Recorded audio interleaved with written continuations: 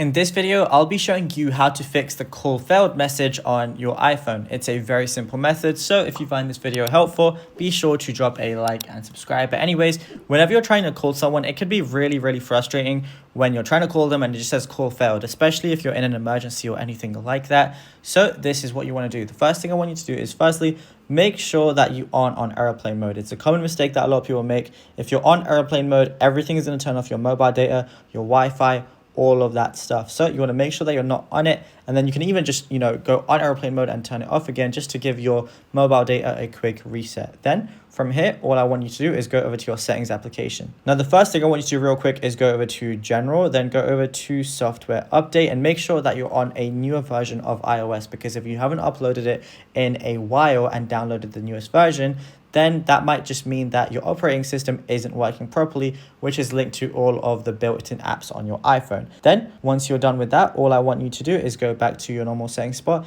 go over to mobile service. From here, you're going to see your phone number and all of that stuff. Go over to your main SIM, click on it, and then just make sure where it says turn on this line, make sure that it is toggled on, because if this is toggled off, this won't work properly. Then what I want you to do is go back to your normal settings area and then just scroll all the way down until you find apps. From here, search up phone, and then all you want to do is click on phone right here. And then from here, all you want to do is make sure that Wi-Fi calling is turned off. It says make and receive calls over Wi-Fi with your EE account. Review your network provider's emergency calling information to understand the availability of emergency calling over Wi-Fi. Now, this might be not working, especially if your Wi-Fi is unstable in the area that you're in. So I would just definitely recommend having Wi-Fi calling off all the time. That way, you won't actually ever have to rely on your Wi-Fi to make calls. After you've done all of these steps, make sure to reset your phone and turn it back on again, and then check to see if your phone calls are working, and you should not be getting that call failed message anymore.